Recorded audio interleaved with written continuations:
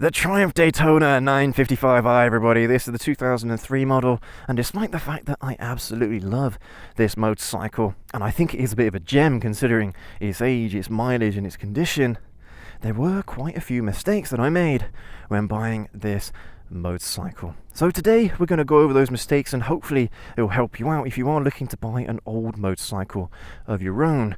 Now, these will not just apply to the Daytona itself, this is pretty much for any old motorcycle. So yeah, if you are looking to buy one, hopefully today's video will help you out so you know what to look out for. But let's jump on and let's take a look. Yeah guys, I genuinely love this motorcycle. It was a little bit of a struggle to enjoy it right at the start, and I think that's probably where we're going to start off today's video. Is that the first mistake I made was it was so far away. It was a 2-hour ride away, and there were no motorways or nothing picking up this bike. So that for me is the first mistake. I simply went too far to look at a motorcycle. Now, bearing in mind I was in the area anyway because I was visiting family at the time, but yeah, 2 hours away, and it didn't leave a very good impression on me. I thought, oh my god, I bought this bike, it's going to be an absolute nightmare. I've got it insured and taxed for a whole year. This is going to be awful, an awful channel bike. And it really did take me a few goes on the bike when I was at home around roads that I was familiar with to really understand this bike's charms.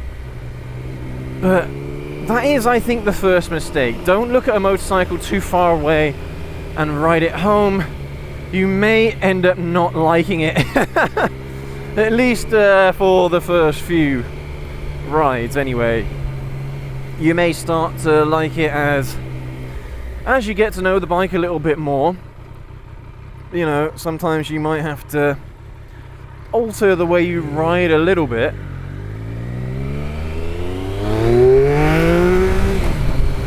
to really start enjoying this bike. But yeah, I really didn't like it.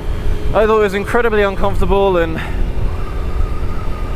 I really didn't think the performance was all that. I didn't think this bike was different enough to be a fun channel bike. But no, I was wrong. I really do like this bike, and I love it, in fact, and I really enjoy riding it.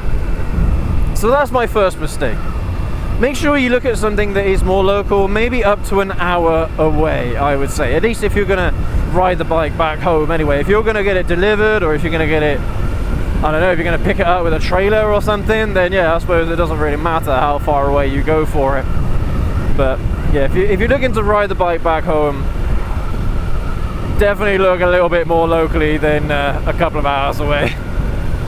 But the next mistake that I made is that, well, this bike doesn't have any service history. Literally zilch. No service history, no book, no nothing.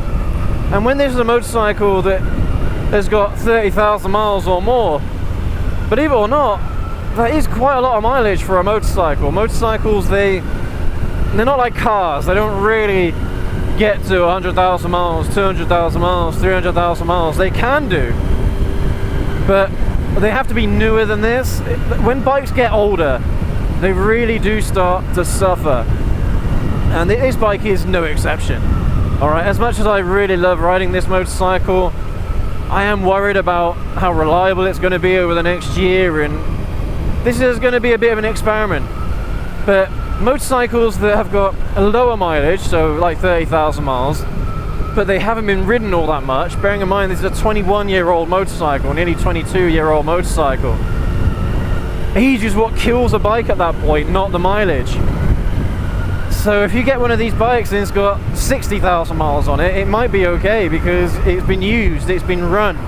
And these old bikes, they have to be used to keep them alive. It's when they start getting stored and dust gathers on them and things like that, is when, you know, when these bikes start getting a bit of neglect and they don't go through any oil changes or anything like that, that's when the bikes really suffer.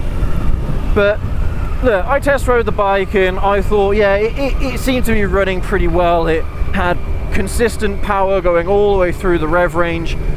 I thought that it was alright, despite the fact that it had no service history. And the mechanic or the dealer that sold it to me, they'd just done an oil and filter change anyway on the bike. So I was pretty happy with that at the time. But honestly guys, rule of thumb, if you're looking to buy an old bike, please make sure it has service history, so you know exactly when those oil changes were done, you know when those intervals were done, because it should be done yearly at least.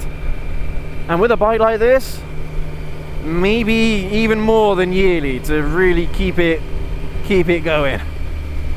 Honestly, it's like my Honda Civic Type R, right? It's a K20A engine, and those engines are absolutely renowned for how reliable and bulletproof they are. And mine has got 123,000 miles on it, which sounds like an awful lot of mileage, and this is a car from 2007.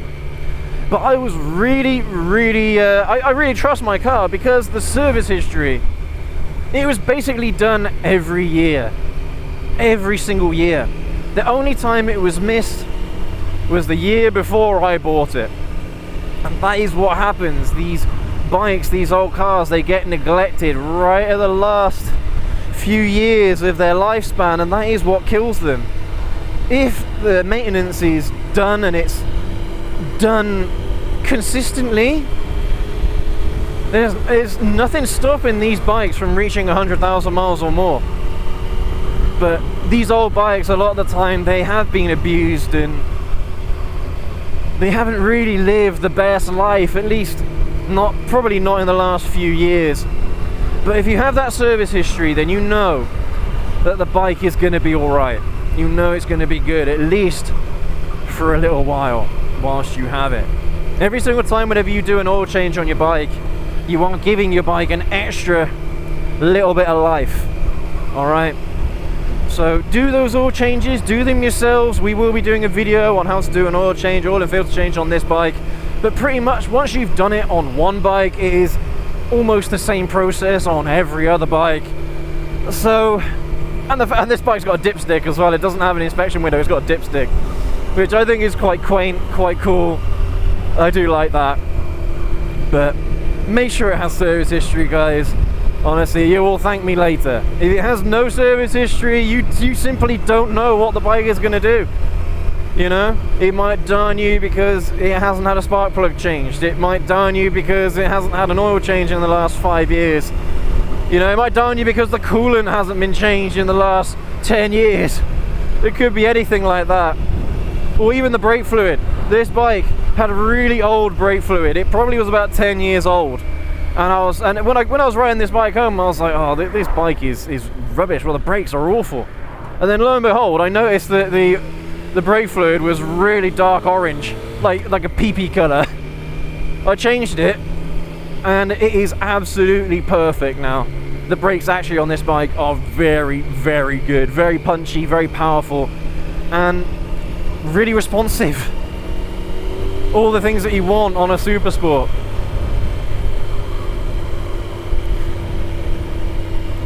So another mistake that I made buying this bike, I don't have the equipment to maintain it. And what I mean by that is this bike is a single swing arm design. So it has one swing arm on the left hand side, whereas most bikes have two swing arms. They have one on the left and one on the right. So a dual swing arm setup. And all of my kit, my stands for the bike, or the stands for the bikes, are all for double swing arm designs, which is really annoying. I mean, and it isn't an issue in the immediate term, in the short term, but if I've got to do any maintenance like now, today, I am going to really struggle lifting the bike up off the ground. So to some extent, especially if you are a bit mechanically minded and you're looking to buy an old bike, please make sure you have the equipment to maintain it. Because even for like chain maintenance, I can't do any chain maintenance on this thing, not properly, because I don't have a stand for it. I'm looking to buy one. I'm kind of considering like a sky lift or something like that, a lift where you slide, you kind of slide it underneath the bike, and there's a bolt that goes through the middle of the bike, and you can lift it up on both wheels. I'm not sure yet, because you got to get adapters for all that. So yeah, I don't know. Don't get me wrong, there are always going to be issues with these old bikes one way or another, especially when it comes to buying, or especially when it comes to doing MOTs on them. They're always going to have issues to start off with, but this bike is a lot of fun.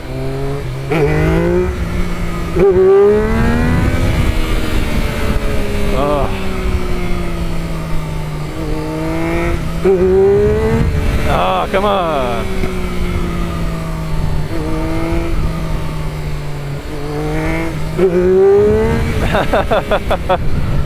It does like to wheelie, this bike. For some reason, whenever it's on camera, I can never get a proper decent wheelie out of it. Let's turn around, let's have another go. Oh yeah, and I managed to finally get a Triumph key badge. Yeah man, honestly this bike is a lot of fun, but I don't know if it really translates to camera.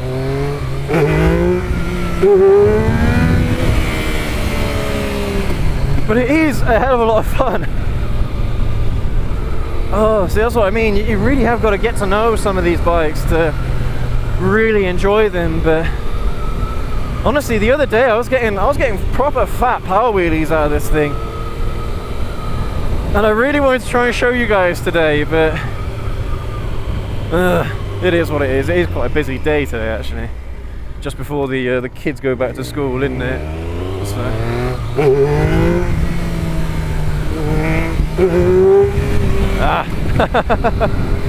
Anyway, what was I saying? Yeah, the maintenance of the bike, things like chain maintenance is very, very important. You really should be doing chain maintenance once a month, maybe. I mean, if you're a bit more on it, so to speak, you're doing your chain maintenance every week, then for the most part all you have to do is just lube it. But if you're like me and you're a little bit lazy, well, you'll have to clean it basically every single time. You have to clean it first before you lube it again. So having that equipment there is really important, and the fact that I haven't been able to do much chain maintenance on this bike yet because I haven't had a proper stand for it, you know, things like that, they end up getting forgotten. So please make sure that you have maintenance equipment ready for the bike beforehand so that you don't get complacent.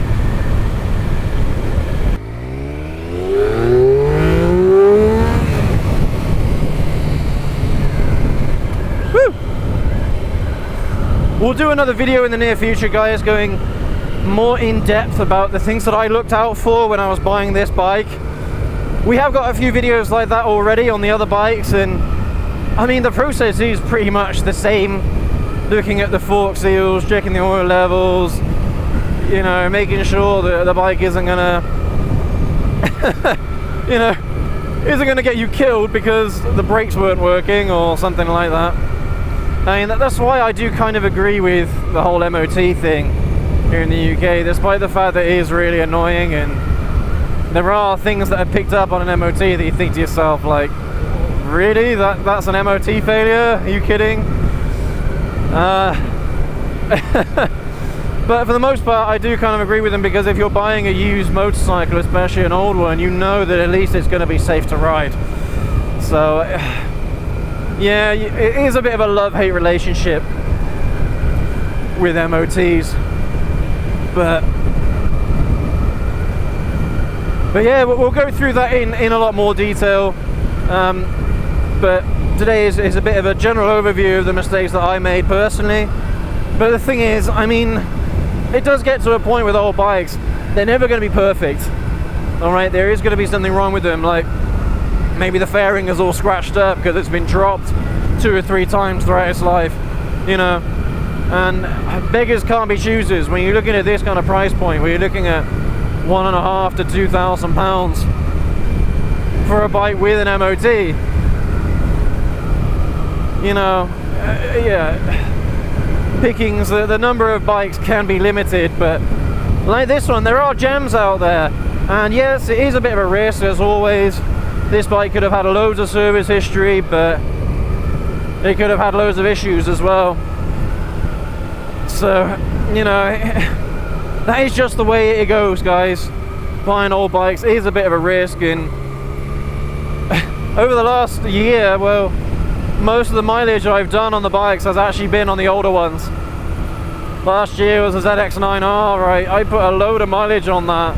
I put more mileage on that than my ZH2 and ZZR and the wife's Ninja 125 combined last year, and that's probably going to be the same this year as well, because I want these bikes to keep going. They're troopers. I really want them to keep going, and they deserve to be loved, because these bikes, despite the fact that they are a risk, most of them have got loads of life left in them. But that is one of the things that I think is my best piece of advice. Buy as original as possible, guys. Buy the motorcycle as original as possible.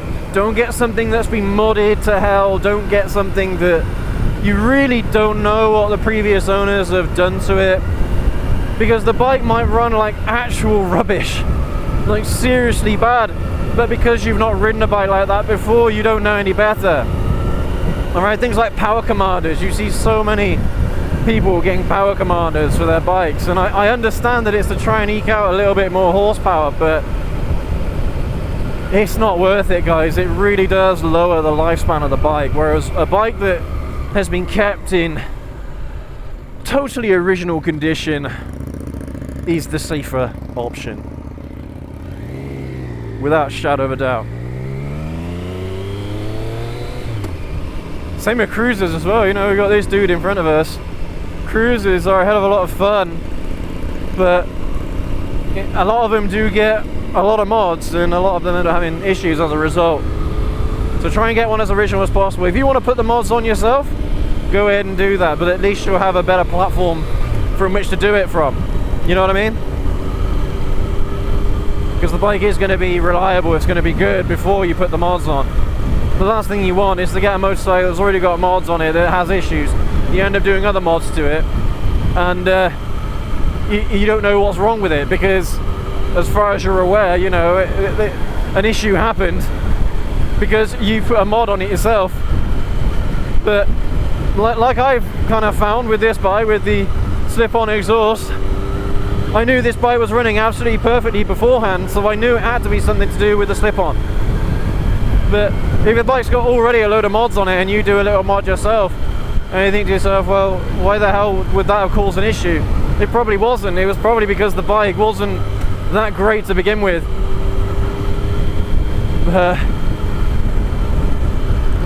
Yeah, man.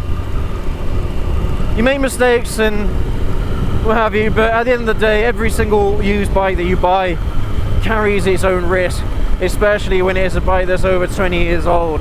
Even bikes that are over 10 years old, a lot of them carry their own risks. But most of the time, if you keep the bike for a short period, like 1 year, 2 years, like what we're going to do, we're going to keep this bike probably for a year, then sell it on, you shouldn't have too many issues. Yeah, there is going to be some maintenance involved on the next MOT. You probably are going to have to do things like change a tyre over. I know for a fact I'm going to have to change the front tyre at least on this bike, maybe the brake pads as well. Luckily though, we do have access to MOT history, so that is something that you can look into yourselves.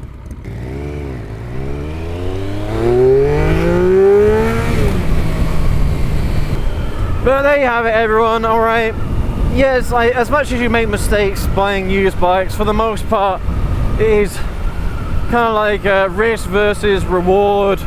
If the bike is decent, you ride it, you know what a decent bike feels like to ride, then, you know, it is probably worth the risk, despite the fact that it might not have any service history, or despite the fact that it might have been dropped a few times.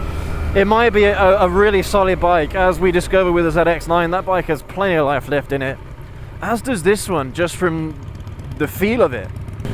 But there you have it, everyone. Thank you ever so much for joining us on today's ride on the awesome Triumph Daytona 955i. Despite the fact that I've made some mistakes, I truly think this is an absolute gem of a motorcycle, and as long as I look after it, well, it shouldn't have any issues for me, and it shouldn't have any issues going towards its next owner.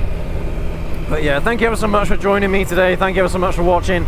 Go ahead, leave that like, hit that subscribe button and that notification bell if you appreciate what's been said in today's video, if you learned something today, and definitely go ahead and do that for me. I really appreciate it. Thanks again, everyone. Take care, ride safe, and we'll catch you all in the next video, everyone. Have a good one.